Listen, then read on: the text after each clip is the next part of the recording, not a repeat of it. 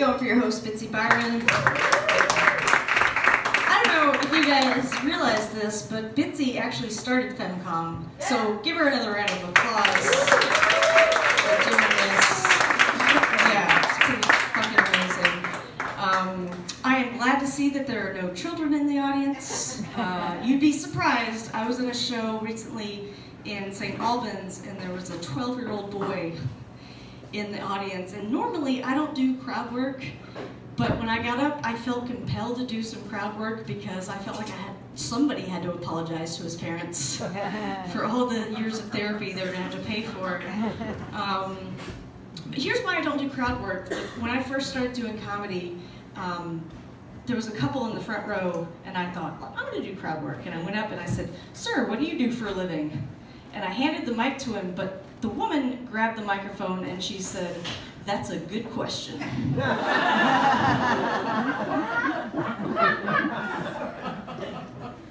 I don't do crowd work anymore. But no, I'm used to having kids in the audience when I'm warned about it. I had to do a family-friendly show last year at New Year's, and so I got all of my clean jokes together, all 3 of them, and so I was prepared, but what I was not prepared for was the 6-year-old girl in the front row who heckled us the entire 40 minutes. And it was partly my fault because I made a joke about having ADD, and she was like, "I've got that too!" I was like, "Yeah, I see that, sweetheart. Way to represent the party." Yeah, so let's see what else is new with me. I have been running recently. I run every day, and I find that it's easier to stay motivated if I treat myself to something afterwards. So today I went for a 3-mile run, and afterwards I treated myself to a cigarette. Yeah, it's good. No, I've got to quit smoking. It's such a stupid habit. It's also really expensive, and I am the world's worst impulse buyer, which makes it hard to save money. No, really, for instance, I went to Walgreens last week for lotion, and I came out with a pregnancy test. I'm gay, by the way, so that's no need for that. Gay and single. Not enough comedians talk about being single, so I'm going to talk about it. My girlfriend recently broke up with me in an email.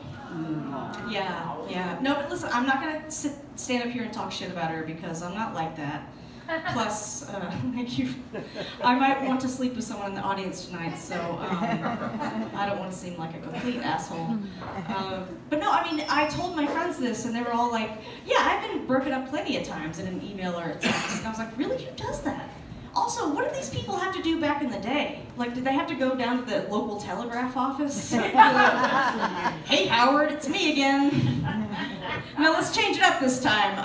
Here's what I want you to say. You're too needy, stop. Let's see, I'll be honest, stop.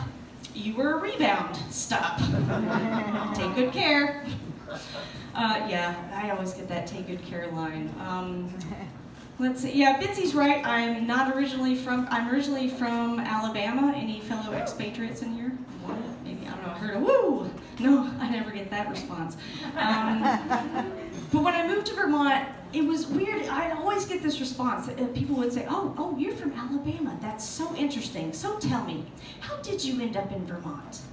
And I wanted to say, how did you forget 5 minutes ago when I told you I was gay? Like, I don't...